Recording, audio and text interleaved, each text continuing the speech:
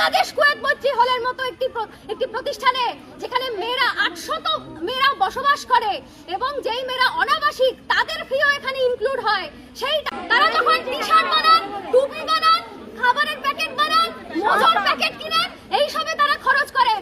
অথচ মৈত্রী হলের মেয়েরা হল ফি, ডিপার্টমেন্ট ফি, ক্যাম্পাস ফি প্রদান করেছে তাদের স্বাস্থ্য, তাদের খাদ্য, তাদের শিক্ষার পরিবেশকে নিশ্চিত করার জন্য।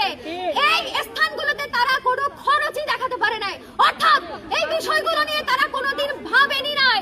আজকে এই যে মেয়েরা অসুস্থ হচ্ছে তা এই পরিকল্পনাহীনতার ফলাফল। আজকে যখন আমরা মেয়েরা সেই বিষয়টি বুঝতে পারি তখন আমরা আপনাদেরকে মনে করি যে আপনাদের কাছে ঢাকা বিশ্ববিদ্যালয়ের মতো একটি শতবর্ষী বিশ্ববিদ্যালয় কি করে ছাত্রদেরকে শোষণ করে সেটা তুলে ধরা দরকার।